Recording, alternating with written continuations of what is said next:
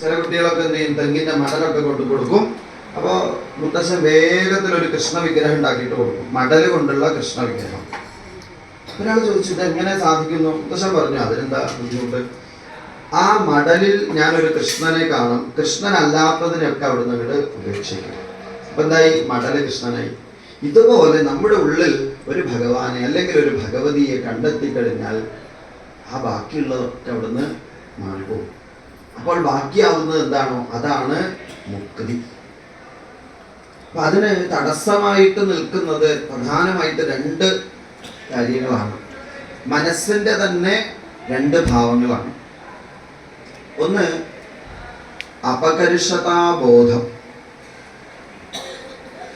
അപകർഷതാബോധം, നമ്മുടെ കഴിവുകളെ കുറിച്ച് നമുക്ക് ഒരു ആത്മവിശ്വാസമില്ലായ്മ. മഹാഭാരതത്തിലെ രണ്ട് കഥാപാത്രങ്ങളാണ് പ്രധാനം. ഒന്ന് കണ്ണനും മറ്റൊന്ന് കർണനും. ഒരു ഋതുവിന്റെ വ്യത്യാസമുണ്ട്.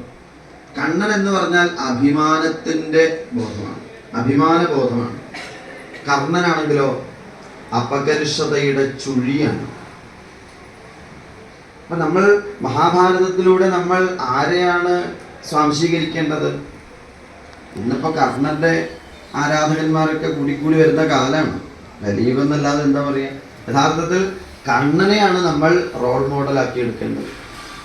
കാരണം അഭിമാന ബോധമാണ്. നമുക്ക് എന്തൊക്കെ കാര്യത്തിൽ അഭിമാനിക്കാം. മനുഷ്യന് ലഭിച്ച ഏറ്റവും മഹത്തായ വരം എന്ന് പറയുന്നത് ഈ മനുഷ്യ ജന്മമാണ്. വേറെ ഏതെങ്കിലും ഒരു മൃഗമായിട്ടാണ് ജനിച്ചതെങ്കിലും ആലോചിച്ച് നോക്കും. അപ്പൊ മനുഷ്യ ജന്മം കിട്ടിക്കഴിഞ്ഞാൽ ഈ മനുഷ്യ ജന്മം അതിൽ നമ്മൾ അഭിമാനിക്കുക. 7.5 കോടി ജീവജാലങ്ങളിലൂടെ കടന്നു വന്നിട്ടാണ് ഇപ്പോൾ ഇങ്ങനെ ഒരു മനുഷ്യനായി തീർന്നത്. വേറെ എന്തൊക്കെ അഭിമാനിക്കാം? ഭാരതഭൂമിയിലാണ് നമ്മൾ ജനിച്ചു വീണത്. ഈ ഭാരതാംബയുടെ മടിത്തട്ടിലാണ് നമ്മൾ വളരുന്നത്.